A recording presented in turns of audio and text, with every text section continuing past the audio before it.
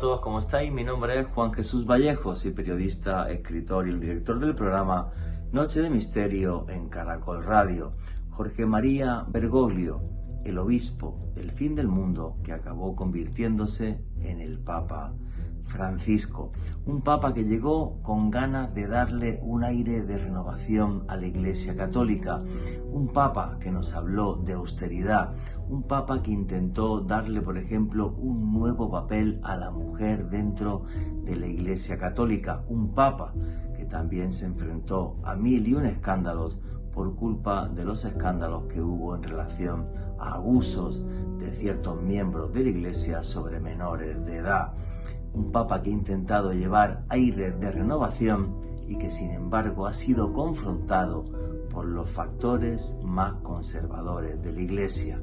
Desde hace siglos se habló de que la Iglesia Católica tendría un final, que llegaría a un punto en el que hablaríamos del último papa, como nos decía, por ejemplo, San Malaquías. El caso y la cuestión es la siguiente: ¿será Francisco el último papa?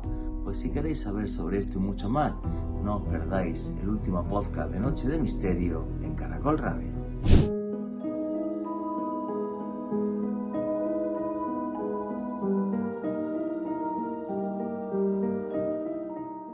En el siglo XII hubo en Irlanda un hombre impío, un hombre temeroso del poder de Dios y seguidor de sus designios. Dedicó toda su vida a la Iglesia y es por eso que acabó siendo arzobispo de Armagh. Y tales fueron sus obras que tiempo después fue declarado santo. Pasó a la historia como San Malaquías. Sin embargo, no fueron sus obras bondadosas y su fe en Dios lo que le hizo inmortal a ojos de la historia, sino que este señor resulta que escribió a modo de profecía en unos cuantos folios toda una serie de párrafos donde fue describiendo a través de lemas y frases cortas cómo serían los papas de la Iglesia hasta el final de la misma. Y desde el Papa Celestino II hasta el último, según su profecía, la famosa profecía de San Malaquías, habría 112 papas. Y qué curioso que justo es el Papa Francisco el Papa número 112. Y de ese Papa 112 escribió lo siguiente: se sentará en la última persecución de la Santa Iglesia Romana, Pedro el Romano, que apacentará las ovejas en muchas tribulaciones, tras lo cual la ciudad de las 7 colinas será destruida y el juez terrible juzgará a su pueblo. Esto fue lo que escribió San Malaquías hace 800 años, vaticinando que el Papa Francisco sería el último papa. Y eso es una profecía. Lo que sí podemos analizar, el tiempo dirá si eso es cierto o no, lo que sí podemos analizar es qué está sucediendo en la Iglesia en estos últimos años, donde otra vez no paran los escándalos de corrupción. Y es que, por ejemplo, el cardenal Angelo Becciu ha sido condenado a 5 años y medio de prisión porque se gastó el señorito ni más ni menos que 350 millones de euros en comprar un edificio en Londres para hacer la nueva sede del Vaticano. Todo un escándalo mundial, está siendo juzgado por un tribunal vaticano. Y recordamos también los escándalos que sacudieron la Iglesia, no solamente con temas de pedofilia, sino también, por ejemplo, con los temas de corrupción en el Banco Ambrosiano, justo cuando fallece misteriosamente Albino Luciani, más conocido como Juan Pablo I. Un escándalo tras otro escándalo tras otro escándalo. ¿Tendrá San Malaquías razón y Francisco será el último papa o no? o la Iglesia será capaz de resurgir de sus cenizas y seguir atrayendo a miles de cristianos que miran con ojos de cariño la figura de Jesucristo y que miran con ojos de cariño la figura de los papas, porque muchos de ellos también han hecho buenas obras. Esto también hay que decirlo. El Papa Francisco, según San Malaquías, con el lema de Pedro el Romano, el último papa o no, o una renovación total y absoluta de la Iglesia. Tengo que decir, respeto a todos los católicos, os amo, mi familia, todos son súper católicos, pero aquí lo que vamos a hacer es un programa analizando datos y hechos concretos y poniéndolos encima de la mesa para que sean ustedes siempre los que decidan qué hay detrás y qué no de todas estas historias. Parece mentira que la obra de un carpintero hace 2000 años, Jesús de Nazaret, fuera algo que fuera capaz de cambiar la humanidad y de crear una institución que tiene 2000 años y que sigue ahí, remando y llevando el designio de más de 2000 millones de católicos. Francisco será el último papa. Buenas noches, noctámbulos. Mi nombre es Juan Jesús Vallejo. Los que queráis seguirme en redes sociales, mi Twitter es @JuanGVallejo, Juan J.E. Vallejo. En Instagram y en Facebook, Juan Jesús Vallejo. Y esto es otro programa de radio, otro podcast de Noche de Misterio. Y aquí lo que hacemos es periodismo de misterio. Nosotros os ponemos los hechos encima de la mesa y vosotros decidís qué hay detrás y qué no. Y aquí somos una gran familia, la familia del misterio, y por eso ya tenemos un numeral en Twitter para que pongáis vuestras opiniones y comentarios. Y ese numeral es Misterio Caracol. Repito, Misterio Caracol. ¿Qué opináis? ¿Será Francisco el último papa? Sabéis que hago viajes de autor. A finales del mes de abril y comienzos de mayo de 2025 estaré haciendo un viaje España, Marruecos, desierto del Sáhara, un viaje que evoca las leyendas de las 1001 noches, donde podréis conocer palacios de ensueño, como es por ejemplo la Alhambra en Granada, la Mezquita de Córdoba, construida por los omeyas, por los descendientes directos de Mahoma, y donde podremos descubrir ciudades imperiales como Fez o Marrakech, o dormir en un campamento de lujo en pleno corazón del Sáhara, en el mar de dunas de Erchevi. Toda la información de este viaje la tenéis en la página web www.viajesjuanjesusvallejo.com. Repito, www.viajesjuanjesusvallejo.com, y arrancamos ya sin más dilación. Alejandro Bernal, amigo, compañero, ¿cómo estás? Muy bien, Juanje, un saludo para ti, también para nuestro invitado de excepción de este podcast, el maestro Néstor Armando Alzate, y desde luego un saludo enorme para todas las personas que en este momento sintonizan la señal en vivo de Caracol Radio, y también para todas las personas que acceden a este contenido a través del podcast que publicamos en el canal de YouTube de Caracol Radio. Mientras hacías tu introducción, Juanje, me acordaba del primer contenido de misterio, la primera historia de misterio, el primer acercamiento con esta forma de periodismo a la cual nos dedicamos, que tuve yo cuando tenía 8 años. Escuché al maestro Fernando Jiménez del Oso, quien nos escucha desde la eternidad, en el programa La Otra Realidad, y leía esa profecía de San Malaquías, esa destrucción de la ciudad de las 7 colinas, y como siempre comento con emoción a la hora de hablar sobre esa pieza, Juanje, recuerdo que por un lado tenía demasiado miedo, tenía mucho susto, pero no podía dejar de escuchar a Fernando. Fue mi primer acercamiento al misterio y la razón por la cual estoy aquí en este momento. Y nada, me encanta compartir este tema contigo y con el maestro Néstor. El gran Fernando Jiménez del Oso, que nos estará mirando desde las estrellas, eso te lo aseguro, que en cierta medida fue mi papá en el misterio, porque me enseñó hasta hacer guiones para televisión, aparte de trabajar muchos años con él en la revista Enigma. Voy a repetir otra vez lo que escribió San Malaquías. Se sentará en la última persecución de la Santa Iglesia Romana Pedro el Romano, que apacentará las ovejas en muchas tribulaciones, tras lo cual la ciudad de las 7 colinas será destruida y el juez terrible juzgará a su pueblo. Pues hombre, es una alusión clara no solo al fin de la Iglesia, sino incluso al fin de la ciudad de Roma.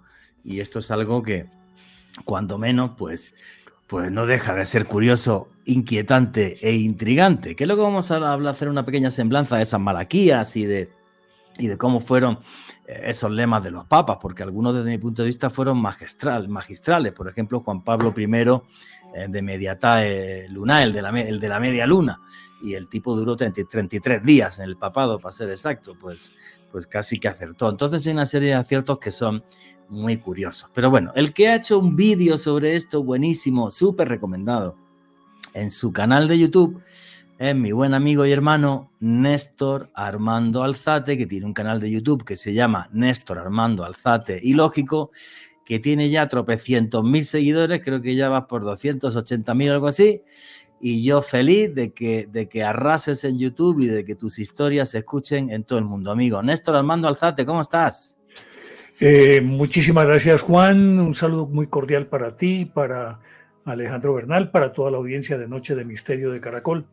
Y como siempre, feliz y de sentirme un privilegiado de poder estar aquí con ustedes y compartir todas estas historias, que yo creo que nos casi que genera una fraternidad de quienes trabajamos en esta área y nos sentimos casi que como en una logia por allá, casi que no nos falta sino reunirnos en recintos cerrados. Esto me parece maravilloso porque además denota un cierto aire de complicidad, lo cual no significa que no discrepemos, que no estemos en desacuerdo, no, pero el espíritu es así de misterio, de lógica, como es el nombre del programa y que es lo que nosotros hacemos. Feliz de estar aquí, gracias. Y Néstor, nosotros somos unos tíos malísimos, Alejandro, tú y yo, porque fomentamos el pensamiento crítico. Eso, en esta época que vivimos de borregos, con un mundo totalmente polarizado, es un pecado que no sé todavía cómo nos han echado de Caracol. Lea, documéntese y forme su opinión. No siga a nadie. Sea iconoclasta, no siga ninguna escuela. Ahora no. Ahora unos son de un lado o del otro y se matan, pero no les digas que lean un libro que les da un infarto. ¿Vale? Ese es el mundo que nos tocó vivir. Oye, ¿por qué tu obsesión, Néstor? Tú tienes un montón de vídeos en tu canal de YouTube, Néstor Armando Alzate y Lógico.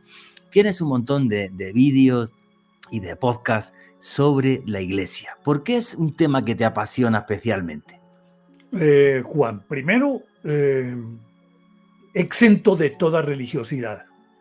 Obviamente que en el transcurso de la vida de uno, por lo menos en el mío, que he sido tan curioso y tan preguntón, por eso yo más bien me considero un averiguático, siempre crecí en la Iglesia Católica, soy católico de nacimiento.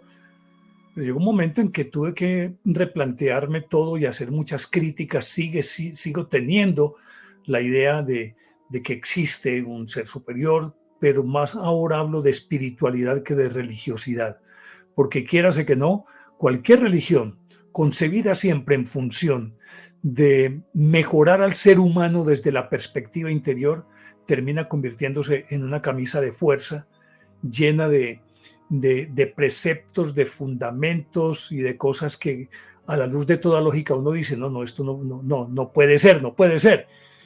Pero desde muy pequeño, créeme que el primer libro, y lo confieso aquí públicamente, me confieso culpable, el primer libro que yo me lo robé en el colegio donde estudiaba y se llama La Historia de la Iglesia. Y me lo robé cuando tenía como 9 o 10 años, o sea que soy ladrón de vieja data, ya en uso de buen retiro, ya no robo libros, ya ahora regalo inclusive. Perdona, por eso no te has dedicado a la política, porque robabas libros. Si hubieras robado plata, serías político. Sí, más o menos sería así. Y fue como una curiosidad permanente sobre la iglesia. Y cuando ya crecí un poquito más entendí tal vez el por qué. Y es porque quiérase que no, por lo menos, quiérase que no, en todas las culturas, las religiones han moldeado las sociedades, la cultura, la política, la economía, la geografía. Sin tener la religión como cordón umbilical de todas las culturas no existiríamos. Aún con aquel precepto de que nos han vendido en el judeocristianismo, y es que hay un Dios castigador, entonces que hay algo más allá y que si no nos portamos bien aquí nos van a castigar con el infierno.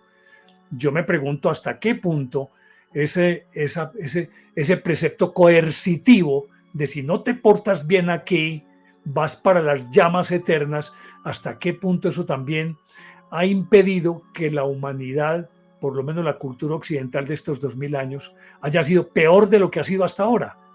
Si no tuviéramos esa sensación de que nos van a castigar, ¿hasta qué punto seríamos todavía mucho más, digamos, los sibaritas, epicúreos, entendido el epicureísmo, no en principio en su esencia, sino el epicureísmo posterior, bebamos y comamos que mañana moriremos? Entonces, no nos podemos, nos guste o no nos guste, o nos gusta la religión o la tenemos que sufrir. Y yo no sé, desde que me conozco siempre vi cómo la iglesia ha moldeado, la iglesia cristiana, el catolicismo en particular, ha moldeado la cultura a lo largo de 2000 años, y sin ella habría sido imposible ser lo que somos, para bien o para mal.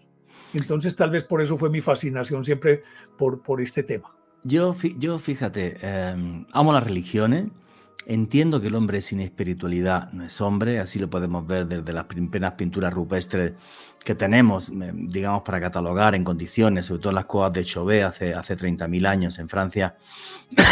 El hombre necesita lo mágico y la religión, que la palabra religión viene de religar, para entender el universo que nos rodea. Y hay una serie de códigos morales y tal. Pero por encima de la religión, a mí es que el tema de la Iglesia Católica me fascina. Porque desde mi punto de vista cogieron las palabras de este carpintero que es Jesucristo, que hablaba de paz, amor, que hablaba de austeridad, y montaron la institución más poderosa del mundo durante siglos. Ya no lo es. Pero que además no fue fundada por Jesús. No. Él jamás dijo que iba a ser una iglesia, ni... Mira, qué pena que te interrumpo, pero es por esto. Porque todos los grandes iniciados, es decir, los grandes profetas de todas las religiones, ninguno escribió nada. Buda no escribió, Jesús no escribió, Apolonio de Tiana no escribió, Mahoma no escribió, ninguno escribió, sino que fueron sus alumnos, sus discípulos, los que crearon las iglesias en nombre de ellos. Sí, claro, y a ver, y aquí al final hay un tema que es muy humano por encima del de la Iglesia Católica. El poder corrompe. Y si no, fijaros en los políticos, precisamente por eso. El poder corrompe. Y al final el poder fue lo que corrompió a Roma. Sin meternos en la historia de atrás, que cuando llega el concilio de Nicea se sientan, hay 6 papas, no hay uno, no es el de Roma, hay 5 más y el de Roma fue el último. Pero bueno, el último. Según ellos no, que sacaron una cronología de papas, pero bueno, más falsa que un billete de 1.500 pesos. Pero bueno, sin meternos en este tipo de detalles. Me fascina porque yo en televisión de niño, pues yo veía a esos tipos vestidos de rojo y todo el mundo se inclinaba ante ellos y les besaba la mano, y en la mano llevan un anillo de oro que es un sello, y luego llegaba y se metían allí todo, y yo me acuerdo mi mamá, que en paz descanse, allí esperando a ver si salía la fumata blanca esta de que es que había otro papa, como si eso fuera la cosa más tremenda del mundo. Y luego todos los ritos estos extraños que tienen, ¿no? Cuando nombran un cardenal y le ponen el anillo y le dicen non mis moriar, no moriré del todo, como diciendo uno de vosotros será el sucesor de Pedro. Cuando se muere el papa, que llegan con un martillo de plata y le meten 3 martillazos en la cabeza. Esto es real, no es una metáfora ni nada, lo que estoy diciendo. Le dan unos golpecitos así con un martillo de plata y le dicen, ¿está usted vivo o está usted muerto? ¿No? Y eso se lleva haciendo desde hace 1000 y pico años. Esta gente que renuncia a los placeres de la carne por estar allí rezándole todo el día a Dios y tal. Entonces, para mí es una cosa como muy fascinante, ¿no? El Archivo Secreto Vaticano, 7.000 legajos que no sabemos que hay, que posiblemente muchos de ellos nos hablan de la vida de Cristo, pero que no sabemos que hay en el Archivo Secreto Vaticano. Los servicios secretos del Vaticano, señores que tienen espías que los pagan, ¿me entiendes? O sea, entonces es un mundo quizás de otra época que ha ido cambiando y tal, pero que es muy fascinante por todo esto que le envuelve, y porque ya no tienen un país como tenían antes, ya el Estado Vaticano es muy chiquito, siguen teniendo un país y siguen teniendo su banca y siguen teniendo su ley y sus juicios y sus jueces y todo, ya no con el poder como antes, pero ojito, que el Papa se levanta y se pone en la Plaza San Pedro y dice 4 palabras y tiembla el mundo. O sea, es uno de los 100 hombres con más influencia de este planeta. No hay que olvidarlo. Yo lo pondría entre los 3 primeros. Yo diría que es el más. El Sí. más. Porque además tiene el papel de conciencia de la humanidad, del mundo en este momento. ¿Quién con más autoridad que el Papa puede hablar? Yo diría que entre los más influyentes, si no el más influyente, aunque no tiene ese poder político porque gobierna 44 hectáreas, eso es todo, yo creo que es el más determinante de todos. Sí, porque tiene, digamos, un poder moral que no tienen los políticos. Entonces, a través de ese poder moral, tiene todavía la capacidad de influenciar muchísimo en el mundo. Y bueno, y la verdad que es que creo que todos nos hemos criado en ese ambiente católico, o casi todos los que estén escuchando este programa. Y luego la Iglesia, pues creo que tuvo una serie de siglos completamente nefastos, siglos no, más de un milenio, donde retrasó el desarrollo de la humanidad, pero, como ha dicho nuestro Armando Alzate, y concuerdo completamente con él, para bien o para mal, mediando la Iglesia, más luego los políticos, ¿no? Antes que ya había reyes, ¿no? Los reyes, tal, y luego los políticos, estamos donde estamos. Es que mira nomás, desde el momento mismo, después del concilio de Nicea del 325, cuando ya Teodosio en el 381 oficializó el cristianismo como religión de Estado, pues a partir de ese momento se supone que toda autoridad viene de Dios, y por eso el Papa era el que coronaba a los reyes y a los emperadores. Sin la corona que el Papa les imponía o su delegado, se suponía que esta autoridad no venía de Dios. Por eso inclusive los reyes se supone que tenían además el don de la unción de manos, es decir, por eso los reyes imponen manos y se supone que curan, porque la autoridad viene de Dios. Partiendo de ahí, ya cualquier rey que quisiera ser legítimo tenía que ser ungido por el Papa o un representante suyo. Bueno, entonces, de entrada, ya eso nos está indicando cómo moldea cada país. Fíjate, más que reyes, incluso cuando yo era niño en España, las monedas, las pesetas, ponía Francisco Franco, caudillo de España por la gracia de Dios. Cuando la próxima vez que te vea, te voy a regalar una que tengo ahí, un bote de monedas antiguas españolas. Entonces, bueno, pues ese poder de la Iglesia tremendo ha llegado hasta hace 3 días. Yo creo que gracias a Dios ya no tienen ese poder, no tienen el poder que tenían antes, pero siguen teniendo muchísima influencia. Siguen teniendo muchísima influencia. Faltan 3 minutitos para que termine este primer bloque, pero quiero empezar a meternos en materia. Y no hemos empezado. Y no hemos empezado. El guión, que no sé ni para qué los hago, pero bueno. Oye, Francisco, señor Bergoglio, que es el Papa que tenemos en la actualidad. Y para mí, Bergoglio tiene algo que es muy curioso. Creo que rompió un esquema en la Iglesia el día que sale a la Plaza de San Pedro, que esto fue en el año 2013, el 13 de marzo de 2013, sale a la Plaza de San Pedro, no lleva el armiño, la parte de arriba una capa de armiño, que es una piel que vale un dineral, un platal, y que simbolizaba el poder de los papas, lleva el armiño, y no lleva las casullas, los zapatos de color rojo.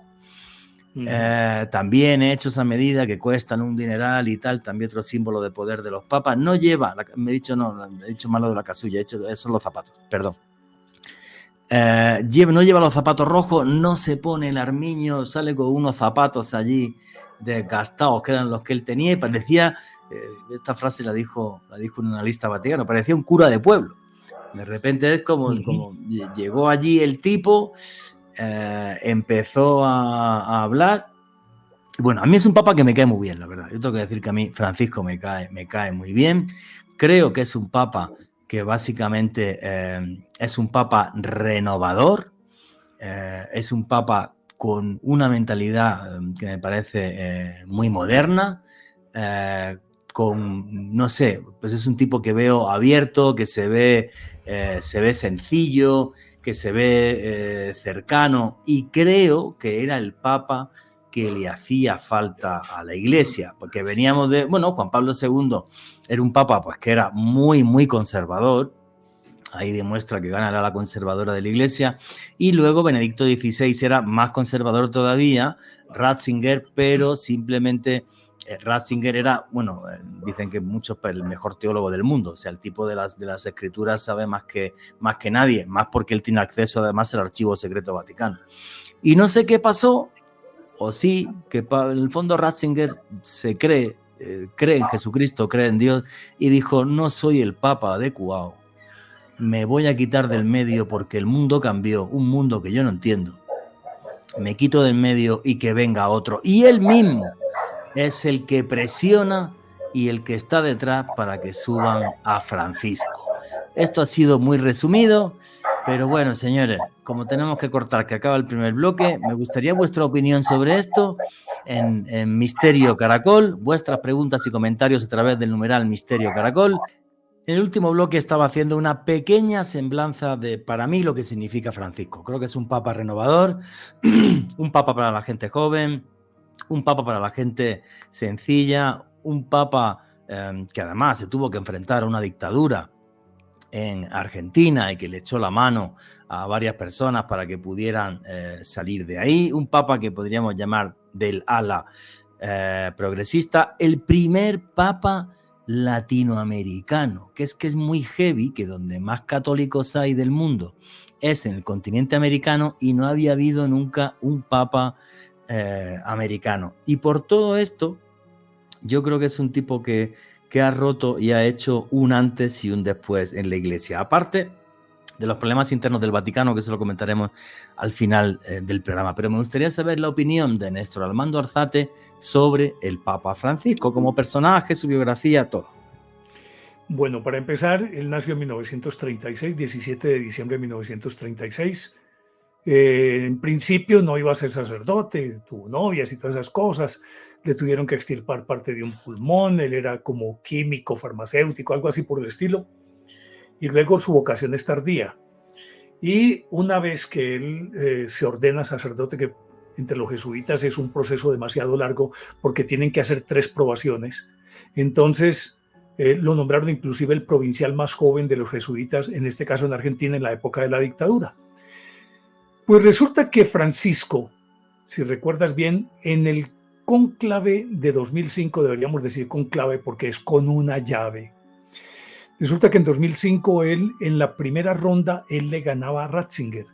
Pero llegó un momento en que él dijo, no, yo no, nombren a Ratzinger. Dicen incluso que se puso a llorar. Para empezar, a mí me tocó escribir los perfiles de todos los papables.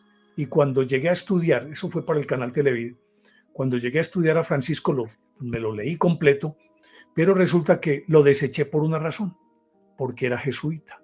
Nunca hubo un papa jesuita, por orden expresa de San Ignacio de Loyola. Sin embargo, cuando a él lo eligen, dicen que él tuvo que llamar a su superior de los jesuitas para poder aceptar el cargo. Lo autorizaron y ahí fue cuando salió al balcón y lo primero que dijo, que a mí me impactó de entrada, es que mis hermanos cardenales han venido por el Papa del fin del mundo. Ojo, el Papa del fin del mundo. Naturalmente que él se refería a que venía de la Patagonia, lógico. Pero mira esa metáfora tan hermosa cuando dice del fin del mundo. Ya de entrada nos está indicando algo.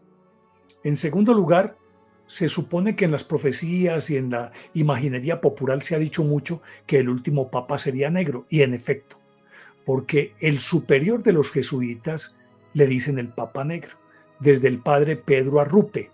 Por lo tanto, ahí aparece pues como otra señal, otro indicio, el Papa Negro.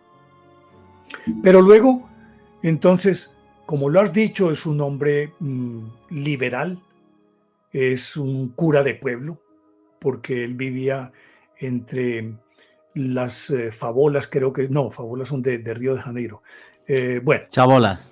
las chabolas, exactamente, y se movilizaba en el metro y todo esto. Por lo tanto, él era un pastor, mientras que Ratzinger, el contraste, era un erudito. Decían que, mejor dicho, para hacer una analogía aquí en Colombia, que Ratzinger era más simpático un inspector de rifas, juegos y espectáculos, cuando uno los ve en televisión. Y tienen razón, porque él era un ratón de biblioteca, fue profesor toda la vida, nunca tuvo una diócesis, una arquidiócesis, nunca tuvo contacto con fieles, sino con alumnos. Por lo tanto, y además, cuando has visto un alemán riéndose, entonces tenía un montón de cosas que no casaban, no se reía, era muy serio. Sin embargo, dicen que es un hombre tímido, fue un hombre tímido, en contraste con con el Papa, con Francisco, que era un pastor de ovejas. Pero viene otro tercer elemento.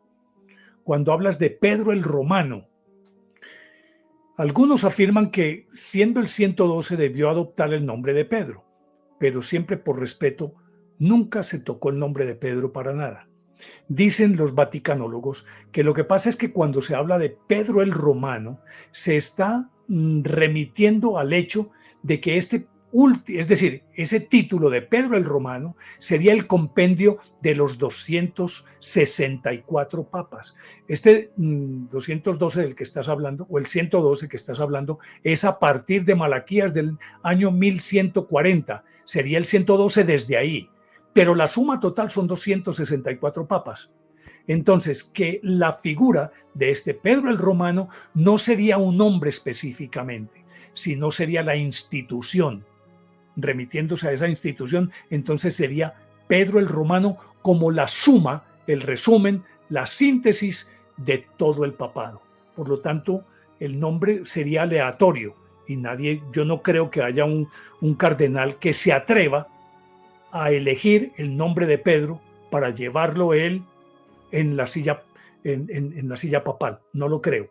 Por lo tanto, él se supone que sí es el último, pero ya te diré también por qué creo que va a ser el último, remitiéndome a lo que dicen los especialistas.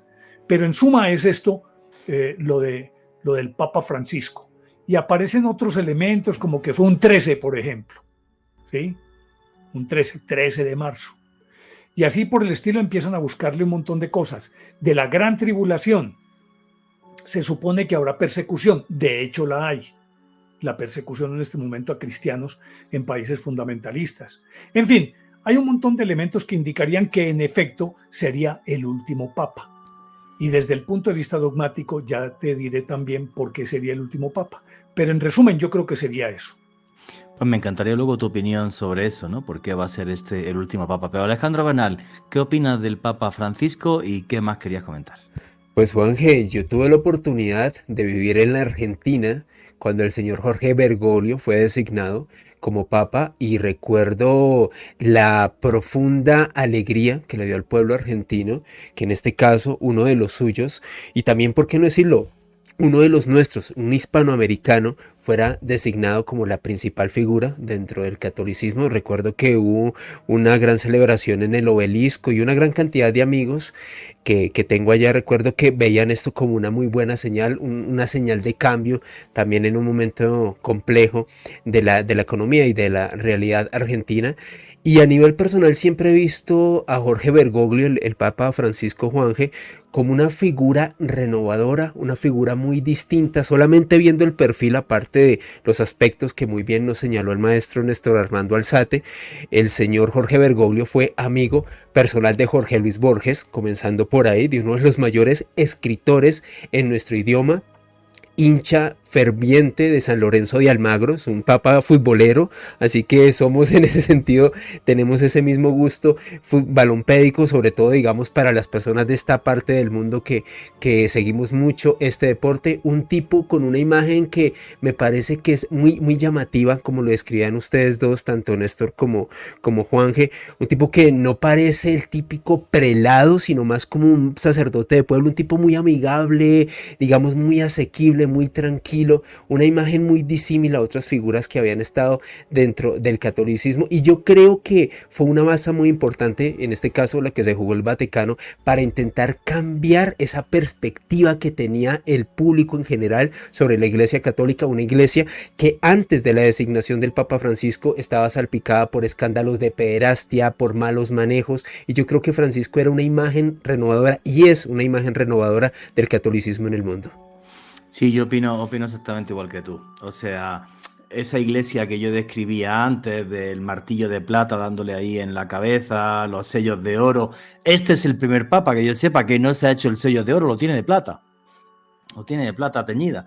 Entonces, era una imagen que creo que era necesaria para la iglesia, ¿no? O sea, era una imagen de cambio en unos tiempos que son completamente nuevos, ¿no? Entonces, yo creo que bueno, que sea la más progresista o más disruptiva de la iglesia, pues fue la que estuvo detrás. Pero fíjate que incluso el mismo Ratzinger estuvo detrás de Francisco, porque sabía, como decía Néstor, que en el otro cónclave la otra opción que había clara, además de Ratzinger, era Francisco, ¿no? Lo que se supone es que Ratzinger tenía mucho más poder en el Vaticano por ser eso, lo que decía Néstor Armando Alzate, como un gran profesor que le habla de teología a muchos de sus alumnos que acaban siendo cardenales, mientras que este no, era una imagen completamente contraria.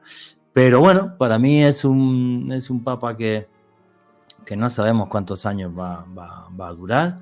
Él mismo dijo hace un año que 2-3 años iba con el padre. Empieza a tener problemas de salud importantes y a ver qué pasa con su legado y a ver si hay luego otro papa o no. Néstor Armando Alzate, todo esto viene por las profecías de San Malaquías. ¿Pero San Malaquías realmente acertó tanto como nos dicen? Bueno, habría que empezar por el hecho de que Malaquías escribió aparentemente estas profecías, aunque no existe un acerto histórico que indique que en efecto así fue, en 1140. A partir de ahí empieza a numerar los papas, tú bien lo has dicho, Celestino III. Pero resulta que esto apenas fue publicado por Arnal de Bouillon en 1590. Por lo tanto, de ahí para atrás, si Malaquías fue el que lo escribió, entonces acertó en todo. Pero nadie puede asegurar que fue Bouillon el que escribió, y por lo tanto de ahí para atrás ya conocía los papas que habían reinado. Por lo tanto, asignarles un lema era supremamente fácil porque ya eran hechos cumplidos. Pero a partir de 1590 empieza otra historia, porque ya entonces es de cara al futuro. Y por lo tanto, desde ese momento se puede decir que en efecto acertó o no acertó. Pero ¿quién nos indica si los cardenales de ahí en adelante, que luego fueron elegidos papa, en vez de ser ellos producto del lema, ellos se ajustaron a los lemas? Hay lemas, por ejemplo, el de Juan 22, que era Felice Peretti, y entonces que decían que de la porqueriza, en efecto, su papá había trabajado él mismo se crió o creció criando cerdos, por lo tanto, ahí, bueno, se puede entender. Y hay otros, como por ejemplo, así de manera muy saltona, Pío VII, Pío VI, Peregrinus Apostólico,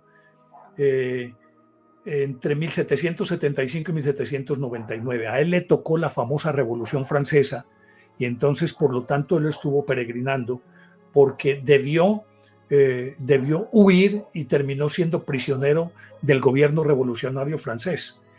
El otro es Águila Rapaz, Pío VII, y que cayó bajo el influjo de Napoleón Bonaparte y estuvo también prisionero durante mucho tiempo, hasta 1813. Eso ya nos va dando una idea más o menos de cómo algunas veces se acierta y otras no.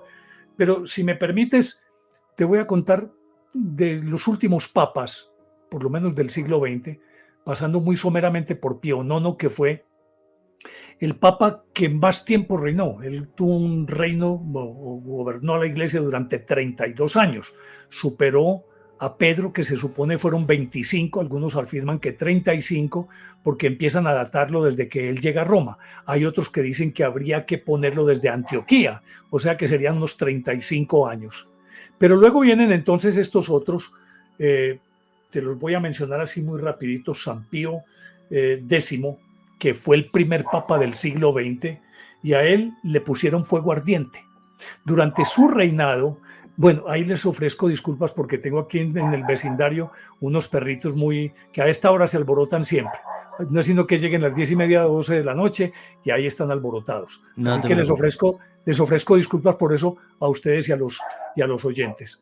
Pero mira, de Pío X se dice que fuego ardiente porque a él le tocó nada más ni nada menos que aquel fenómeno de Tunguska. ¿Ya? En su reinado cayó lo que algunos dicen fue un platillo volante que explotó en la altura, otros que fue un meteorito, otros que fue un cometa. En fin, a él le tocó fuego ardiente que devastó más de 80 kilómetros cuadrados de la Siberia. Pero más allá de eso, si quisiéramos encontrar uno que fuera más tangible, a él le tocó en suerte el comienzo de la Primera Guerra Mundial. Justo él murió cuando comenzó la Primera Guerra Mundial. Fuego ardiente. Ese fue el Papa Pío X. Pero luego vino Benedicto XV, que a él le tocó en suerte el desarrollo de esa guerra, pero asociado a que desde el siglo XIX, ¿se acuerdan ustedes que por todos los descubrimientos y los inventos se habló? Nietzsche dijo que Dios había muerto. Y empezó la gente a discernir más allá de la religión y de que todo lo que sucedía no tenía necesariamente que encuadrarse dentro de la religión, bajo la égida de Dios o del demonio. Entonces a él le tocó una época de descreimiento cuando apareció el comunismo, el anarquismo, todo este tipo de cosas. Y para colmo de males, la famosa influenza hispana, que no sé por qué le pusieron ese nombre, porque el primer brote ocurrió en un campamento en Estados Unidos, en un campamento militar. Entonces, ahí como que hubo una desbandada de la religión. ¿Y cuál era el lema de este? ¿Cuál era el lema de este? La religión despoblada. Religio depopulata, la religión despoblada. Y entonces él gobernó la iglesia entre 1914 y 1922 y murió víctima de la influenza hispana, o de la gripe española, como llamaban. Luego entonces apareció Pío XI, que a él le asignó Malaquías Fides Intrépida, la fe intrépida. Y se supone que él, lo mismo que Pío X, desataron una campaña agresiva para que todos estos nuevos conceptos y comunismo y demás fueran combatidos, porque se suponía que eran el principio de la destrucción de la iglesia y que él en ningún momento desmayó. Y él inclusive, a él le tocó en suerte, con su fe intrépida, lograr que con Benito Mussolini se firmara el Tratado de Letrán, que le devolvió a la iglesia su independencia y le entregaron de nuevo esa pequeña área de 44 hectáreas que se convirtió en el Estado Vaticano. Luego vino Pío XII, al que Malaquías le asigna Pastor Angelicus, y decían que este señor en oración viviera flotando, pues era cuestión de ángeles. Ahí es más etéreo, pues ese lema realmente no dice mucho ni se puede constatar. Pero de todas maneras era un tipo que estaba por encima de todos y se le veía pues como ese aire místico y demás. Luego vino, sí no se puede discutir, Juan XXIII, pastor et nauta. Pastor y navegante. Pastor y navegante. Pues para empezar, él era el patriarca de Venecia, una ciudad lacustre, ¿cierto? Para empezar, entonces, él era pastor y navegante.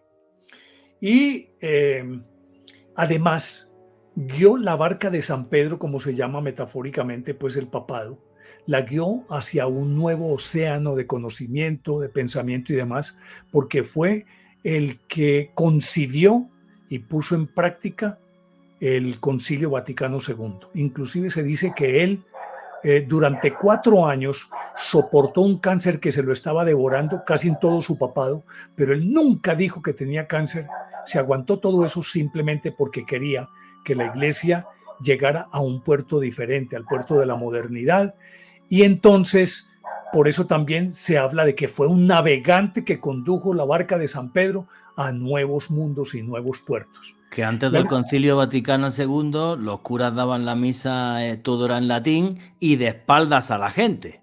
Porque era algo que venía desde el Concilio de Trento de 1540 y tantos. Entonces fueron los que instituyeron eso, misa en latín, de espaldas a la feligresía y sotana. Ya después del Concilio Vaticano intervino el clericman, la misa se da de frente a la asamblea y se hace en el idioma nativo. Bueno, ese fue Juan XXIII. Luego Pablo VI, que a Pablo VI le asigna la flor de flores, la flor de lis, Flos Florum. Pues resulta que en su escudo familiar, porque él era un aristócrata, hay 2 flores de lis. Y resulta que él, además, se supone que es como el resumen de ese misticismo y del hombre que, sin perder el sentido de la realidad, está muy metido en la religión. Dejémoslo ahí. Ese también es medio etéreo, aparte de las 2 flores de lis. Pero luego viene el que más patético de todos, que es Juan Pablo I, que él asciende cuando la luna mengua, está en el 4º menguante, ¿cierto? Y da la vuelta y muere en 4º menguante, es decir, todo el ciclo lunar, todas las fases lunares, 33 días. Pero si observas, él nació en Beluno. Beluno es luz blanca, o sea, luz de luna. Y él se llama Albino Luciani, o sea, luz de luna. ¿Ya?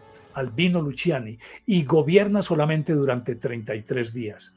Luego llega Juan Pablo II, y Juan Pablo II es de labores solis. Es decir, que él viene del oriente, de donde nace el sol. Pero aparte de eso visita 104 países en el tercer pontificado más largo, que fue de 27 años. Y entonces se supone que a él le sucedía lo de Felipe II, que durante su reinado el sol no se ponía, porque él siempre estaba dándole la vuelta al mundo. Entonces, y porque fue incansable, como pastor fue incansable, y eso nadie se lo puede negar durante los 27 años de su reinado. Y luego llega Benedicto XVI, que siendo un sacerdote conciliar, es decir, que no pertenece a una orden, se acogió a los dominicos. Y entonces a él le asignan de la gloria del olivo. El olivo es digámoslo, el escudo de los benedictinos. Exactamente, en el escudo de los benedictinos hay un ramo de olivo. Y se supone que también está proponiendo la paz. Y escoge Benedicto, porque acuérdense que a Benedicto XV fue el que le tocó la guerra, ¿cierto? Y entonces toma esto para decir que él también quiere luchar por la paz, Benedicto XVI. Y luego viene Francisco. Y una acotación final en este segmento es que siempre que hay un papa, siempre el promedio es de 7 papas por siglo, es el promedio. Pero si coges a Pío IX y a León XIII, gobernaron entre los dos más de 50 años. El uno 32 años hasta 1876 y León XIII desde 1876 hasta 1903. Entonces, entre los dos gobernaron más de 50 años. Regularmente, cuando hay un papado muy largo, el papa termina convirtiéndose en más importante que la iglesia misma. Entonces, el siguiente papa se asume que debe ser un papa de transición cuya expectativa de vida sea corta, con tal de que la iglesia vuelva a su cauce y vuelva a ser la iglesia más importante que el papa. Por eso eligieron a Benedicto, ya un hombre anciano. Y entonces, como este gobernó de 2005 a 2013, se les fue la mano, fue mucho más allá del promedio. Entonces llegó en 2013 y eligen a Francisco, que era un hombre de 77 años en el momento en que lo eligen, y se supone que también es un papa de transición, y mira que ya lleva 11 años gobernando. Y a Francisco entonces le toca de la gran tribulación, que se supone que es el fin, que al que aludo también supuestamente el tercer secreto de Fátima. Pero así en resumen, eso es lo que aconteció con estos papas y por qué sus lemas, en la mayoría de ellos, en efecto, encaja perfectamente en la personalidad o en lo que hicieron los papas. Y lo ha resumido genial. Efectivamente, San Malaquías en el siglo XII hace esa serie de profecía. Hay que decir que San Malaquías no profetizó más nada, ni No. él pasó a la historia como profeta, ni absolutamente nada. Simplemente, como tú has dicho, en 1590, Arnold Willon encuentra este texto y lo publica en el libro El árbol de la vida.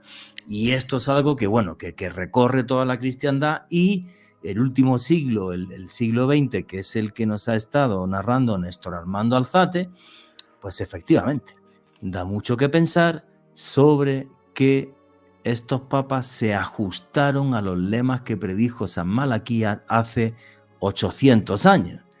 Ahora, la pregunta del $1.000.000 y la gran cuestión: ¿será entonces Francisco el último papa? Néstor Armando Alzate, ¿tan mal ves a la Iglesia como para pensar que se puede ir al carajo? No, yo no creo, yo creo que las formas han cambiado. Yo creo que la Iglesia, le guste o no le guste, ha tenido que cambiar. Se está ventilando la posibilidad de que sean, por lo menos en los pueblos amazónicos donde escasean los sacerdotes, ya hay sacerdotes, se supone que sacerdotes no, diáconos casados, y que ejercen de cierta manera el oficio del sacerdote. Se está ventilando la posibilidad de que mujeres puedan acceder a las órdenes menores, hasta ahora el diaconado. Todavía eso está en discusión. Es decir, hay un montón de cosas. Mira, por ejemplo, que el Papa en ese sentido ha sido un hombre demasiado avanzado, en el sentido de que él dice, bueno, ¿quién soy yo para juzgar a los homosexuales? ¿Quién soy yo para decirle a un homosexual que la puerta de la iglesia está cerrada? Mira que ya habla de bendiciones a las parejas homosexuales, lo cual no significa que acepte el matrimonio entre personas del mismo sexo. No. Ahora, yo no creo que la iglesia se extinga. Hay un elemento que me parece interesante también tocarlo así, aunque sea muy de pasón, y es que entramos en una nueva era que es la de Acuario. Cada era tiene su dinámica. En cada era aparece una nueva religión, una nueva cultura, un nuevo pensamiento político, una nueva economía, y estamos en eso, en un periodo de convulsión. En este momento es el alumbramiento de la nueva era. Inclusive recordemos que las eras se componen de 2160 años y tienen un proceso en el que primero aparece el sacerdocio, después aparece la monarquía, después aparece la burguesía y después aparece el proletariado. Siempre ha sido así. En el caso, diríamos, de sacerdotes ahora, los gurúes de la electrónica, de todo lo que está ocurriendo, de la inteligencia artificial, eso es una forma de sacerdocio que está cuajando una nueva era. Y entonces, si está cuajando una nueva era, todo el establecimiento está siendo sacudido. En el caso de la iglesia, hay un movimiento demasiado fuerte en este momento hacia el gobierno sinodal. Es decir, el papado no desaparecería.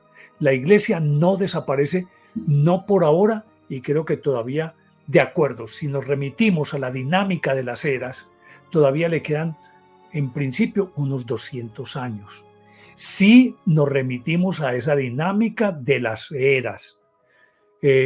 Esto es obvio que se basa en estudios de las eras anteriores. Por lo tanto, al cambiar de símbolos, cambian también de pensamiento y de ideología. Lo que sucedería es que el papado pasaría a ser, o el papa, la figura del papa, pasaría a ser una figura nominal como la reina Isabel, como los reyes actuales, que reinan pero no gobiernan. Es decir, hay gobiernos que son los que hacen la parte ejecutiva, la legislativa y la judicial. En este caso, el Papa sería una figura nominal, soberana, de demasiado respeto, con una enorme incidencia en las decisiones de la Iglesia, pero ya no serían decisiones omnímodas de un monarca absolutista, sino que tendría que estar de acuerdo y someterse en un momento dado a las decisiones de los sínodos. Ahora sería un gobierno corporativo más que un gobierno autócrata. Por lo tanto, no desaparece el Papa como figura, desaparece su forma de gobierno, es lo que dicen quienes están analizando hacia dónde va la Iglesia. A ver, si es que aquí hay un tema que está muy claro. Tú ves ya el papado como una especie de monarquía parlamentaria como hay en España o hay en Gran Bretaña. Exactamente. Tenemos a un rey que en España básicamente el rey al final hace de diplomático, digamos, como súper cualificado, que no se hermana con ciertos países como por ejemplo los que tienen reyes, como pasa con los países del Golfo, donde España ha hecho grandes negocios gracias al rey Juan Carlos y ahora a Felipe VI. Pero efectivamente ya no son monarcas absolutos, no tienen ningún tipo de poder sobre el pueblo, sancionan las leyes porque las firman todas y ya. El tema aquí es el siguiente, yo hasta un pelín más crítico que tú, y estoy de acuerdo contigo. Yo creo que efectivamente a lo mejor el próximo papa tiene que enfrentar una reforma de la Iglesia como nunca se ha visto. Voy a poner diferentes ejemplos. El otro día estaba leyendo un artículo en el diario El País, que es del Grupo Prisa, que comentaba, en España ya no hay monjas españolas. Son de Filipinas y no quedan prácticamente ni una monja española. Vete a buscar curas jóvenes que quieran ir a estudiar teología y hacerse sacerdotes y tal, historia. Es que al no seminario. Al seminario, perdón, no me salía, gracias. Yo recuerdo la última vez que estuve en Granada, en mi ciudad, entro allí a una basílica y me encuentro un cura africano dando misa, que me pareció magnífico, ¿vale? Pero no era español. Cuando antes España, hace 60, 70 años, exportaba sacerdotes, ¿cuántos han estudiado aquí en Colombia con curas españoles? Ni te lo cuento. Y ahora no quedan ni 3. Pero es que me vengo aquí al país del Sagrado Corazón y hace unos meses en televisión veo un reportaje que dice: no hay ya vocación entre los jóvenes colombianos. Ninguno quiere ser sacerdote. Y luego ciertas cosas que en cierta medida atacan los pilares incluso de lo que fue la palabra de Cristo. ¿Por qué una mujer no puede dar misa? ¿Por qué una mujer no puede dar misa? Cuando es un ser humano, como el señor Bergoglio y como cualquiera, ¿por qué una mujer no puede dar misa? ¿Por qué una mujer no puede estar tan en unión con Dios como un hombre? Es que es una cosa tremenda. ¿Vale? Yo recuerdo todavía una imagen icónica que comentaba un día con mi hermano, que en paz descanse, que era ver llegar a la Madre Teresa de Calcuta al Vaticano con sus sandalias y tal, una señora que fue Premio Nobel de la Paz, por cierto, y que esa señora no tuviera ningún poder de decisión sobre quién iba a ser el próximo papa, cuando estaba moviendo millones de católicos y de cristianos por el mundo. Entonces creo que todo eso ha ido dinamitando las bases de la Iglesia y ha ido que el pueblo se vaya alejando de ella, porque el tiempo cambió mucho más rápido, los tiempos cambiaron que lo que cambió la Iglesia. Y siendo Francisco un papa renovador y tal, aún así no ha hecho prácticamente nada. Muy bonito, sí, que un cura que esté en el Amazonas se puede casar, un diácono que ni siquiera es cura, ¿vale? Diácono, que es que da como una misa allí y da la hostia y tal y esto. Pero esto que pienso yo, que lo he dicho en voz alta, yo creo que es lo que comenta la gente cuando se sienta a tomarse una cerveza o un café. ¿Qué opináis, Néstor y Alejandro? Bueno, yo siempre he pensado que desde ese punto de vista a la Iglesia Católica principalmente le toca el papel de reconfigurarse, de renovarse o de perecer. Yo creo que teniendo en cuenta cómo son las dinámicas a nivel de la sociedad en pleno siglo XXI, con tantos cambios, con tantas novedades, no solamente con un mundo más tecnológico, con un mundo donde ya no hay esa vocación, no solamente en estos países en vía de desarrollo, sino en otras naciones, en donde hay una serie de tendencias muy importantes, los derechos cada vez más importantes de la comunidad LGTBI, derechos, Juanje, en este caso reproductivos, que se han estado fomentando en muchas naciones. Yo creo que la Iglesia... Pero fíjate, Alejandro, perdona que te corté, y tú que eres latinoamericano, ¿cuánta gente de clases populares en América Latina ha pasado de ser católica a cristiana en las últimas décadas? Un montón. Pero un montón, Juanje. Un montón. Bastante. Claro, O sea, ¿por qué? Porque los curas de los evangélicos se pueden casar, tal, tener una vida claro. normal, porque en la Biblia no pone en ningún lado no tengas mujer y no tengas hijos, Mm. nada. Entonces, es que esto no lo ve nadie nada más que yo. Sí, sí. Y por Claro. eso, Juanje, es que yo fundamento lo que te digo, o sea, o le toca, en este caso, poder modificarse, poder abrirse a cierto tipo de tendencias o perecer. Yo no le veo otro camino porque creo que el mundo es el mundo tiene sus propias dinámicas y si la iglesia sigue tan cerrada en sí misma, simplemente desaparecerá. Opino exactamente igual que tú. O sea, a ver, no es absurdo, desde mi punto de vista, que tú vayas a España, que ha sido, bueno, el baluarte del catolicismo durante siglos, e inventamos el nacionalcatolicismo, fíjate si éramos católicos, que no queden monjas españolas. Que me Eh, parece genial que vengan monjas de otros países, pero no es como para que la gente que esté en la iglesia reflexionase un poco y dijera, a ver, una monja es una señora que quiere tener su vida pegada a Dios, todo esto y tal. ¿Y por qué no puede dar misa? ¿Por qué no puede hacer otras cosas? ¿Por qué tiene que estar en un convento? Sí, porque no puede tener otra vida más allá de su vida espiritual. Mira, te voy a contar una anécdota. Yo conocí en España, madre mía, hace 20 y pico años, haciendo un reportaje en Toledo a una señora que le llamaban Sor Internet, la llamaban. Que era una señora que era un amor. Una monja española, estaba en un convento de clausura, yo fui a verla porque había una serie de cuestiones allí en el convento y tal, y de curiosidades históricas, ¿vale? Sí, sin más. Y me la presentó un buen amigo, Luis Rodríguez Bausá. Hace poco estuve con él precisamente en Toledo. Y esta señora se hizo famosa pues porque era una monja de clausura que tenía redes sociales hace 20 años, cuando empieza esto, las redes sociales. Entonces fue como un boom. Y esa señora me dijo una frase que a mí me dejó helado. Me dijo, oye Juanje, tú que viajas tanto, yo en aquella época no paraba de viajar, casi como ahora, pero no paraba de viajar, mira, yo te voy a mandar fotos de los amaneceres desde mi celda, cómo veo Toledo y tal y esto, y tú mándame amaneceres, que filmas amaneceres para hacer documentales y reportajes, pues de Egipto, de la selva y de sitios así. Y entonces dije, jolín, y le mandé varias fotos, sí, ella me mandaba varias fotos, ¿no? Y me mandaba las fotos del amanecer cuando nevaba, por ejemplo, que era un amanecer que tenía tonos azulados. Aquella foto me impactó bastante. Pues esa señora, a los 4 o 5 años, se peleó y se fue del convento.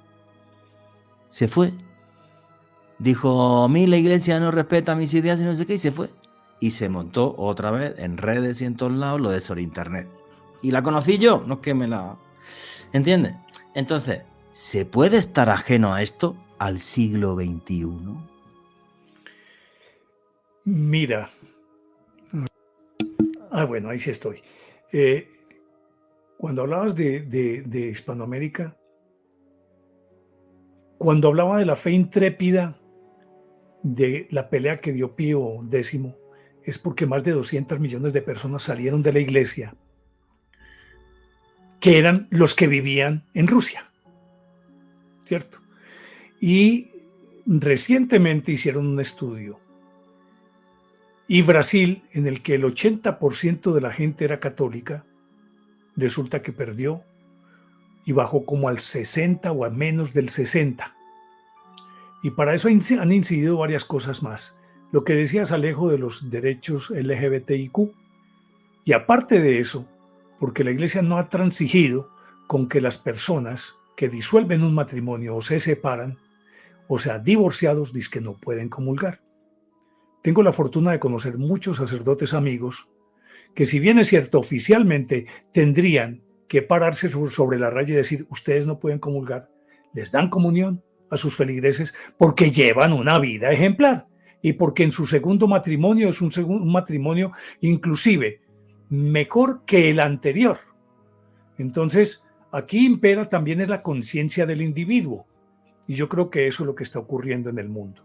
Cuando hablabas de monjas y que religio de populata, es decir, que se han ido yendo y que no hay vocaciones sacerdotales, Lo que estoy viendo es que se está tomando una conciencia en torno a que la iglesia debe cambiar de actitud, porque como los tiempos cambiaron, el sacerdote que venga ahora tiene que ser un hombre de mundo que no viva en el mundo.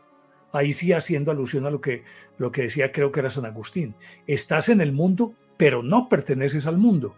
Pero no puedes perder de vista lo que está ocurriendo en el mundo, porque entonces, con un pensamiento retrógrado de hace cientos de años, no puedes hablarle a un joven de hoy. De hecho, acaban de beatificar, ahí está el concierto de los perritos, de beatificar a Carlos Acutis, que es un muchachito de 16 años que era en internet un evangelizador impresionante. Eso es lo que en este momento tienen que hacer. Si no, lo que dice Alejo, o se cierra la iglesia o cambian la actitud.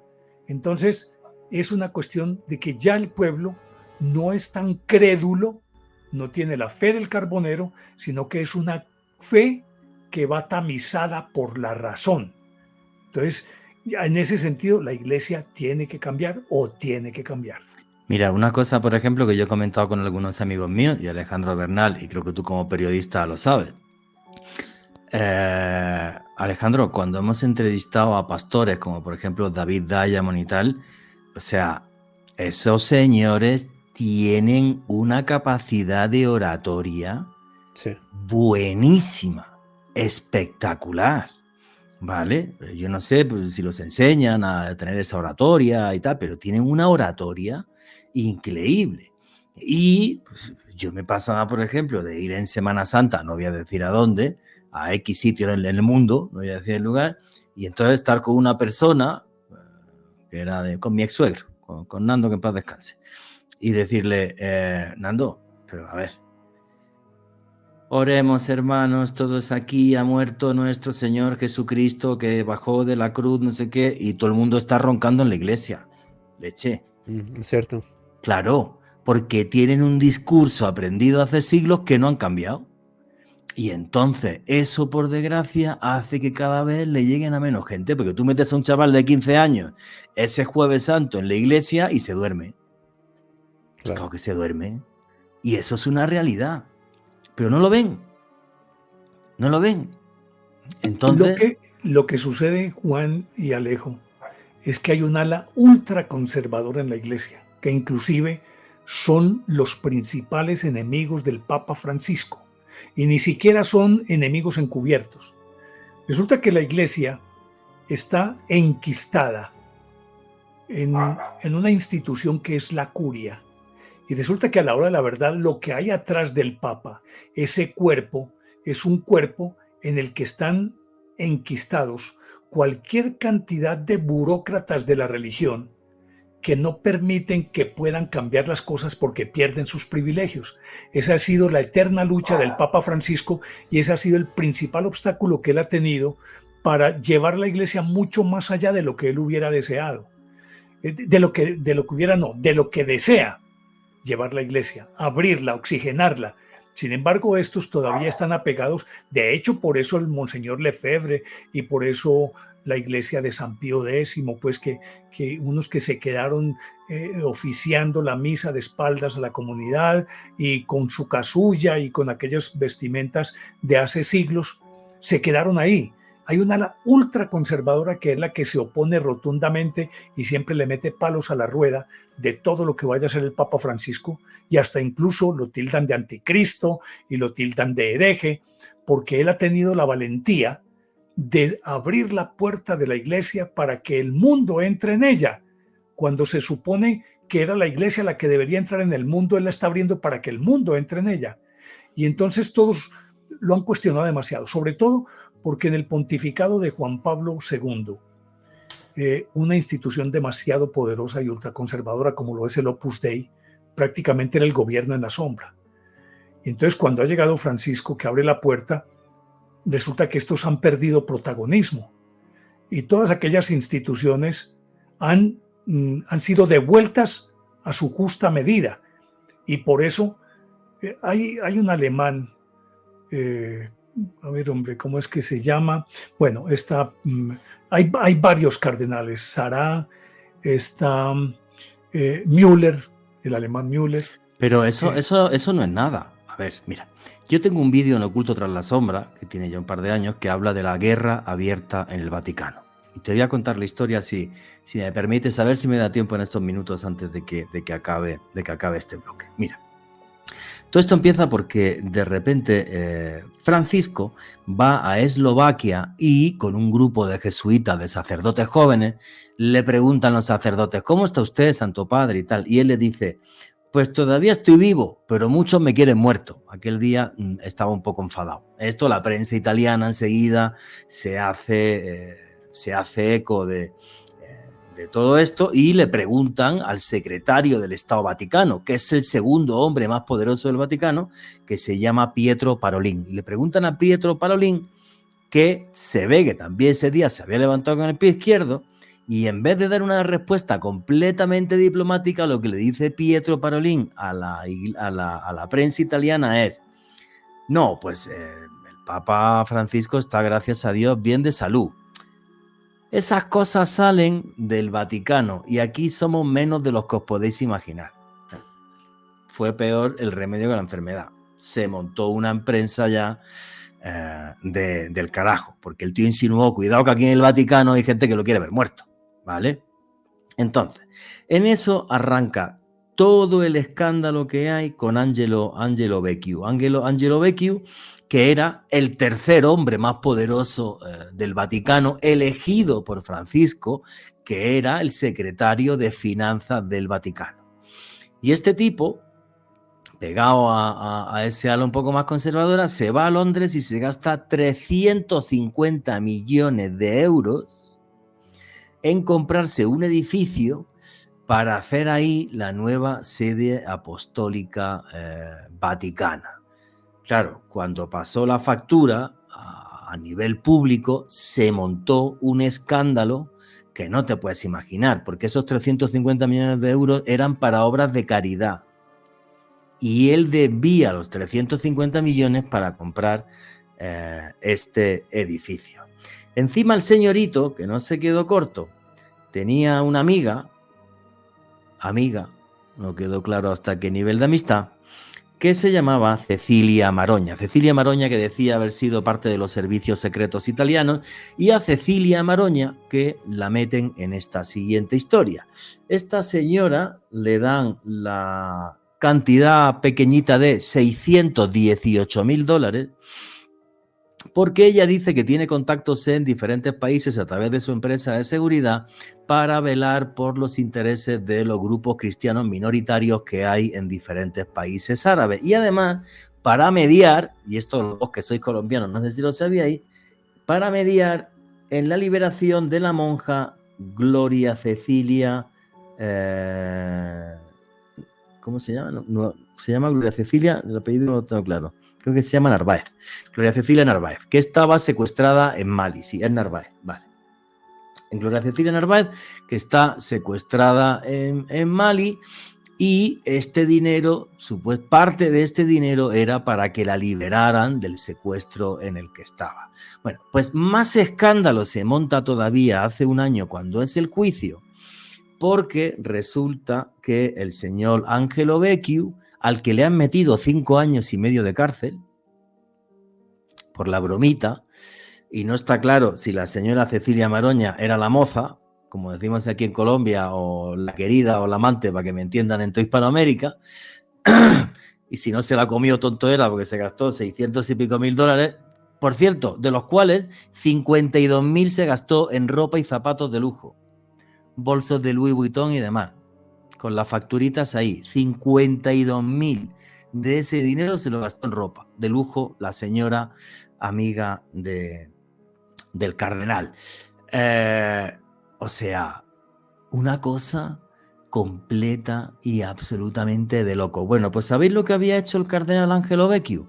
Tenía grabada una conversación privada con el Papa Francisco en el que el Papa Francisco le comenta que sí, que por favor que saquen a la monja esta colombiana como sea y que dé dinero. Y él lo que él argumenta delante del Tribunal Vaticano, que no la sirvió por un carajo, repito, la metió 5 años y medio, lo ha pelado, lo ha pelado. Y esta señora, Cecilia Maroña, que estuvo detenida 14 días por parte de la policía y la fiscalía italiana, que al final no se le ha podido pillar delito alguno, sino que si el otro le dio 600 y pico mil dólares y se lo gastó en bolsos del Louis Vuitton, pues hasta qué punto esto es un delito o no, si ella lo que tenía era que mediar para que sacasen a la monja esta de Mali. Pero es que esto no acaba ahí, porque otro cardenal retirado, Luigi Neri, que era obispo retirado, perdón, va en la sala VIP de un tren en Italia y entonces salta lo siguiente y le escucha a un periodista italiano. A ver si de Francisco se acuerda la Virgen María igual que del otro, refiriéndose a Juan Pablo I. Y lo trinca un periodista italiano diciendo eso. ¿Qué os parece esto? Vuestras preguntas y comentarios a través del numeral Misterio Caracol. Os estaba contando, haciendo referencia a un vídeo que publiqué en Oculto tras la sombra en mi canal de YouTube sobre esta guerra, ¿no? Donde aparece Angelo Becciu, este cardenal que tenía tanta importancia, que despilfarra 350 millones de euros más 612.000 dólares que le paga a una señora para que haga ciertos trabajos que nunca hizo, y con la frase que le pilla un periodista italiano en la sala VIP, en la sala preferente, digamos, de un tren, al obispo Luigi Neri diciendo: a ver si de Francisco se acuerda la Virgen María igual que del otro. Ahí se montó otro escándalo porque ese periodista obvio lo publicó, y el que está detrás de todo eso, además, que es el más crítico con el Papa y además amigo de Donald Trump y todo esto, es el señor Carlo María Vigano, monseñor de la Santa Sede en Estados Unidos, que ha sido ya directamente excomulgado por el Vaticano por las críticas al Papa Francisco, por hablar de Deep State. Bueno, el tema de Trump es otra cosa, pero este señor sí ha promovido, y de eso se le ha acusado, lo han excomulgado por promover directamente lo que entiende el Vaticano como un cisma dentro de la Iglesia. Este señor, que es arzobispo, fue el monseñor, el nuncio del Vaticano de los años 2011 a 2016 en Estados Unidos. Y bueno, no para de criticar abiertamente a la Iglesia, metiendo en mil y un escándalos al Papa Francisco. Fíjate que más que el Opus Dei son este tipo de personajes que no son del Opus Dei, porque el Opus Dei tiene una cosa que es tremenda: la obediencia. El voto de obediencia a los señores del Opus Dei lo llevan muy a rajatabla. Pero esta guerra que hay, Carlo María Vigano a la cabeza, y han salido otros nombres, claro. Además, lo de Carlo María Vigano es curioso, porque sabes el contexto donde soltó esa frase, porque se enfadó muchísimo porque el Papa Francisco ha hecho cardenal a Corrado Corefeli.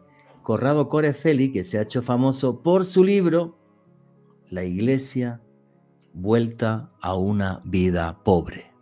Y entonces, lo de Luigi Neri, este obispo, estaba diciendo, para ser exacto, en la conversación que le pilla el periodista italiano, que es hablar bruto de Corrado Lorifecci, de lo que son los pobres, que va a venir aquí a darme lecciones de pobreza, y lo peor es que la apoya a Francisco. Ojalá se acuerde la Virgen María de él como del otro. Entonces, que eso lo diga un obispo, el tema está calentito. Néstor Armando Alzate, ¿qué opinas? Bueno, es que eso forma parte de todo un entramado que, como decía, es Ana, hiperconservadora, a la que pertenecen Sarah, el cardenal Burke de Estados Unidos, Müller de Alemania y otros tantos. Y aparte de Vigano, pues, hay otros a los que el Papa ha ido. El Papa es muy brillante, es estratégico. Y él ha ido arrinconando a unos cuantos que son evidentemente sus enemigos, los ha ido paulatinamente relegando en la medida en que puede. Por ejemplo, se supone que a los 75 años todos, cardenales, obispos, arzobispos, deben renunciar. Y obviamente que es potestativo del Papa aceptarles o no la renuncia. Entonces, aquellos que han ido cumpliendo 75 años y que han sido evidentemente sus críticos, pero críticos sin argumento realmente, sino prevalidos de una mentalidad medieval, de que quieren que la Iglesia regrese a lo que era antes del Concilio Vaticano II, entonces el Papa paulatinamente los ha ido sacando con pinzas a Sarah, a Burke, a Müller el alemán y a otros tantos. A Vigano si fue a rajatabla que lo sacó, a Vecchio también, y los hizo procesar y todo este tipo de cosas.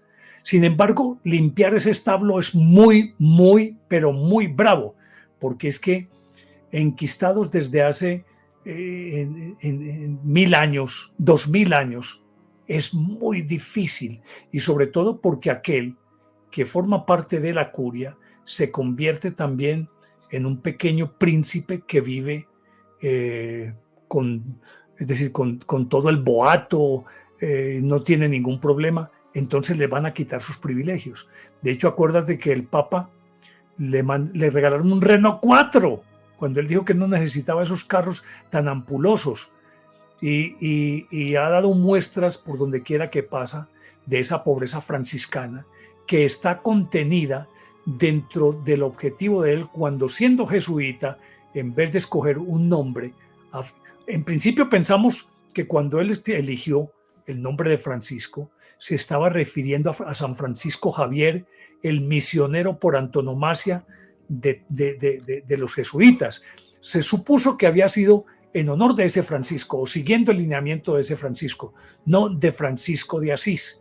Entonces, cuando él elige este nombre, de entrada está mandando un mensaje demasiado poderoso para decir: la Iglesia tiene que volver a la pobreza del principio de sus tiempos, no porque sea pobre de solemnidad físicamente, sino pobre en espíritu, austera, y que va es en pos de redimir a los que realmente tiene que redimir, a los más desvalidos, a los más vulnerables. Pero tú fíjate, es que este es el primer papa desde hace no sé cuánto que no reside en el Palacio Apostólico Vaticano, vive en la casa de Santa Marta, se negó a vivir en el Palacio Apostólico Vaticano. Y es más, una de las cosas que él escribió justo antes del cónclave en el que es elegido papa, lo que él dice es: tenemos que irnos a las periferias, no solo de las ciudades, sino del pensamiento.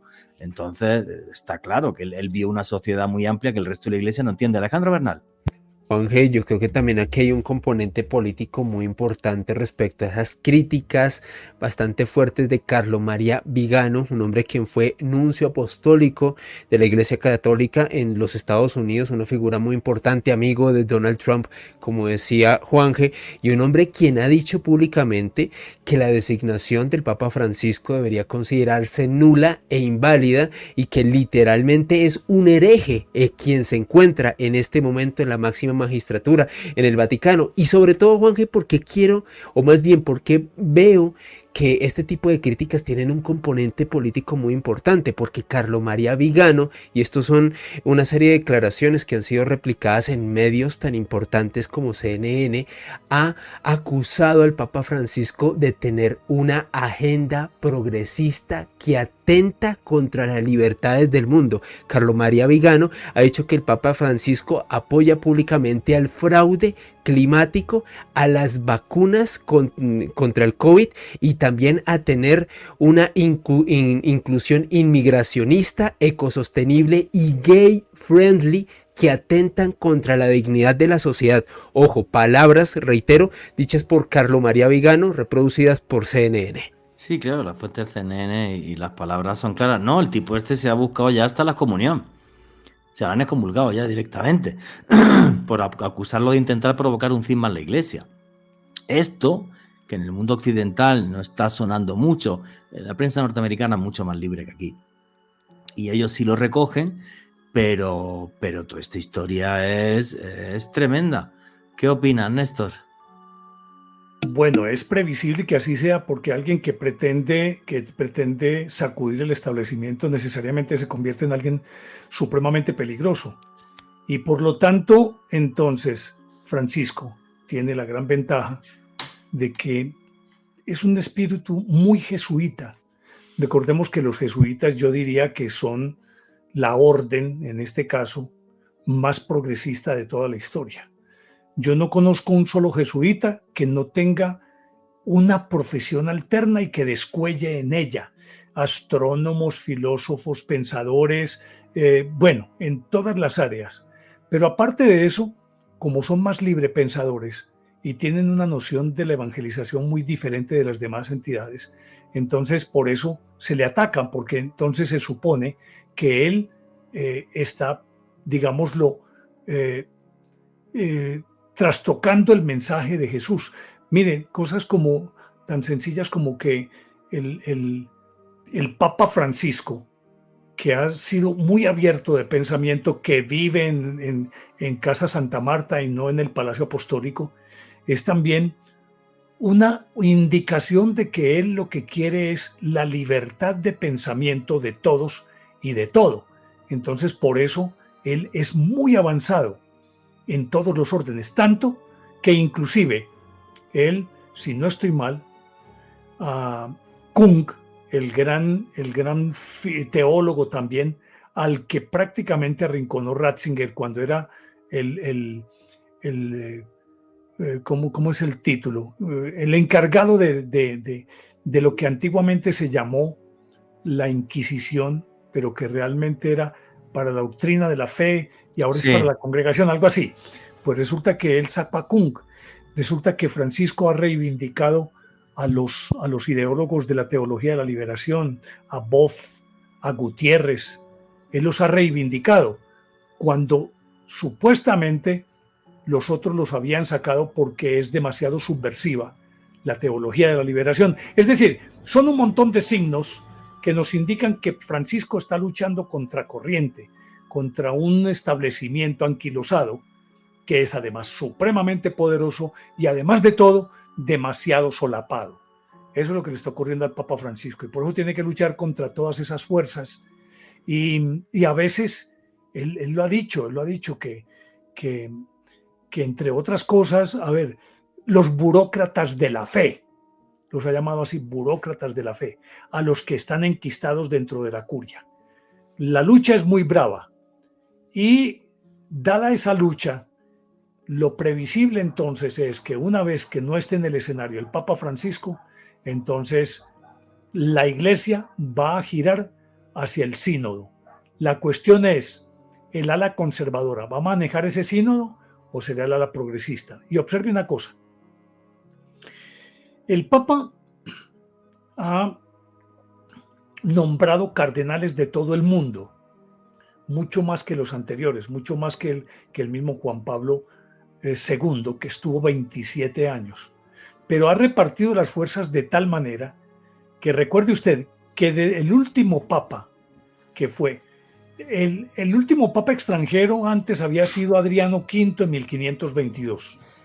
Ese fue el último papa extranjero. Hasta la muerte del Papa Juan Pablo I. Y a Juan Pablo I lo sucedió un polaco. Y a ese polaco lo sucedió un alemán. Y a ese alemán lo ha sucedido un argentino. Lo que quiere decir esto es que esa hegemonía de los papas italianos ya es cosa del pasado. Porque con todos estos que ha elegido, la mayoría en este momento en el colegio cardenalicio, 128, 129, son cardenales procedentes del resto del mundo. En este momento, italianos creo que apenas hay como 26 o 26 a 28. Porque el Vaticano durante siglos fue un feudo de los señores italianos. Por eso durante siglos, así de claro hay que decirlo, sí, claro. Ese es el poder de la curia. Claro, los niños nobles, si no eran los primeros hijos para heredar las fincas y los castillos, los mandaban al Vaticano y los nobles italianos tuvieron el poder del Vaticano durante siglos. Pero Alejandro Bernal, es que hemos estado hablando... Pero discúlpame, 10 segunditos. Desde 1522 no había un papa extranjero, hasta llegar Juan Pablo II en 1978. Todo ese tiempo siempre fueron italianos. Ahora quedaron en inferioridad numérica dentro del colegio cardenalicio. Por lo tanto, los del tercer mundo, los del resto del planeta, son los que a la hora de la verdad van a elegir papa, porque él sí nombró italianos, pero a los italianos no elegibles. Recuérdese que un cardenal tiene derecho a ser elegido hasta que cumple 80 años.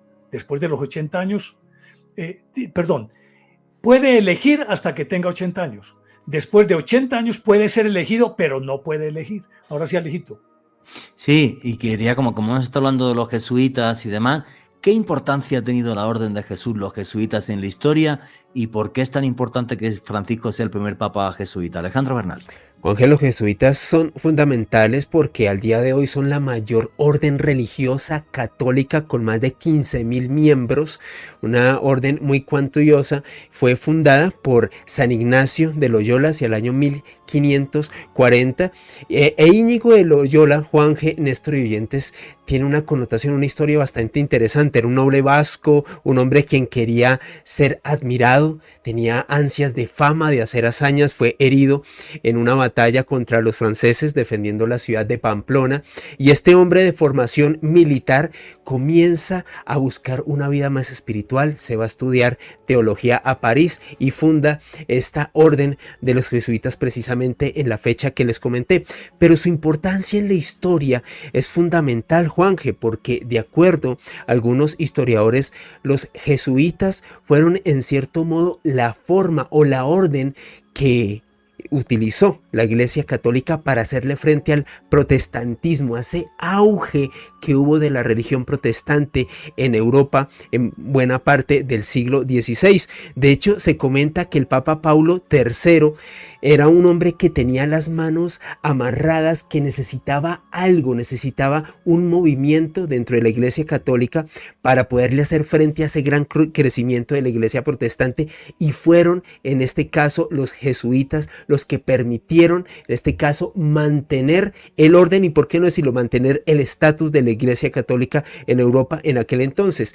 Y sucedió una expansión, Juanje, vertiginosa. Esta orden comienza a llegar a diversas ciudades muy importantes del viejo mundo, a París, a Lisboa, a Coimbra, a Padua, a Valencia, en tu natal España. Comienzan a gestarse una serie de comunidades muy importantes de jesuitas con un factor fundamental. Los jesuitas, a diferencia de quizás algunos adeptos al protestantismo y a la antigua postura de la Iglesia Católica, los jesuitas iban a las zonas rurales, a las zonas más pobres, incluso a las zonas más deprimidas, a tener contacto con el pueblo llano y raso y llevar de esta manera la palabra de Dios. Y un aspecto fundamental para entender también lo relevante que ha sido la orden de los jesuitas para la Iglesia Católica, Juanje y Néstor, es que ellos han querido llevar el catolicismo hasta los confines del mundo. Y se recuerda mucho cómo el sacerdote Matteo Ricci, aproximadamente a inicios del siglo XVII, en 1601, se trasladó a Pekín para intentar llevar el catolicismo hasta China, una de las acciones, digamos, más temerarias por parte de los jesuitas respecto a que, si bien fue una incursión que realmente no fue exitosa para este señor Matteo Ricci, para los jesuitas, sí demuestra esa intención que tenían ellos de esa apertura, de llegar a todas partes de nuestro planeta. Pero, Juanje, también fueron muy polémicos porque el Papa Clemente XIV fue un hombre quien de hecho decretó la supresión de la compañía, la supresión de la orden de los jesuitas en el año 1773. Había una especie de clima de insatisfacción, no solamente del protagonismo que tenían los jesuitas en países como Portugal, España, Francia y ciertas partes de Italia. De esta manera el Papa Clemente XIV decidió, en este caso, prescindir, suprimir, terminar con esta orden en aquel entonces, en el año 1773. Sin embargo, pasó algo muy curioso, y es que en otras partes de Europa notaron que la supresión de la orden de los jesuitas tenía unos efectos muy negativos para la iglesia, y en contraposición de otras monarquías que existían en el viejo continente, monarcas como Federico II de Prusia y Catalina II de Rusia mantuvieron la orden funcionando en estos países, lo cual permitió que los jesuitas siguieran existiendo en estos puntos claves de Europa. Finalmente, el Papa Pío VII en 1814 decidió que había llegado el momento de restaurar la orden, de incluso revitalizarla y traerla con esa gran influencia que tiene hasta nuestros días. Pero fíjate un dato súper importante que has dado. Nacen los jesuitas cuando la iglesia se está desmoronando por el avance de los protestantes. Exacto. Porque media Europa deja el catolicismo y se hace protestante siguiendo a Lutero y siguiendo a Calvino. Es que es importantísimo. Y esto es algo que está pasando ahora. Néstor Armando Alzate quería comentar algo. Sí, de hecho, por ejemplo, San Francisco Javier, se dice que él en solo 10 años, él solito, en solo 10 años, él evangelizó más de 100.000 personas en todo el sudeste asiático. De hecho, él murió frente a China, en la isla de Chinon, frente a China, 20 kilómetros veía ya la costa. Un tipo que él había contratado para que lo llevara en el barco le falló, pero él era el objetivo. Él estuvo por todo Japón, estuvo por el sudeste asiático, y se dice que él solo evangelizó a más de 100.000 personas. Por eso es el arquetipo del evangelizador, San Francisco Javier. Y de hecho, en América, los primeros grandes fundamentos fueron, recuerde usted, ¿cómo es que se llamaban, hombre? Las reducciones jesuíticas que fueron... las misiones jesuíticas, las de Paraguay. Paraguay y demás. Y sí. con una metodología diferente. Por lo tanto, ellos... Y las destruyen los mismos católicos destruyen las misiones jesuíticas del Paraguay, donde se crea un mundo perfecto, un mundo ideal. ¿Vale? Y además la película La Misión lo cuenta de una forma magistral. Como en la misma iglesia la que acaba con las misiones jesuíticas, donde todo el mundo era igual, donde se dio cultura, donde los indígenas de la zona se hicieron cristianos per se, sin que nadie les obligase a nada. Es una historia preciosa. Porque los jesuitas tenían una característica, y es que ellos, en vez de aculturizar a los nativos, simplemente ellos se involucraban y adoptaban las costumbres y hacían todas las liturgias de acuerdo con el pensamiento de cada pueblo. Y se vestían, se habla de jesuitas vestidos de kimono o con estos trajes de Japón, porque ellos se asimilaban a la población, no pretendían imponer nada. Y es ahí por qué su evangelización era tan supremamente efectiva. Y extrañamente, había siempre una confrontación con los franciscanos, que eran básicamente los que querían sojuzgar a los pueblos, extrañamente siendo franciscanos, en aras de una nueva evangelización. Y ahora tenemos un papa que es jesuita, el último papa o no, ustedes deciden en los comentarios que ponen aquí abajo en YouTube y también a través del numeral Misterio Caracol. Lo que sí que me parece claro es que la Iglesia tiene que seguir renovando. Si hemos llegado ya al final del programa, así que Néstor Armando Alzate, tu conclusión y tu cierre, tienes ahí 40 segundos. Bueno, lo que decía, básicamente, yo creo que sí cambia, es decir, que la institución del papado sí va a desaparecer tal como la conocemos hasta ahora. No desaparece la monarquía ni físicamente como ha sido el papado.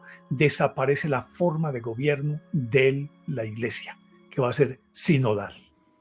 Y no os perdáis su canal de YouTube, Néstor Armando Alzate y Lógico. Además tenéis también un vídeo ahí donde explica toda esta cuestión con infinidad de detalles. Alejandro Bernal, tu conclusión y tu cierre, amigo.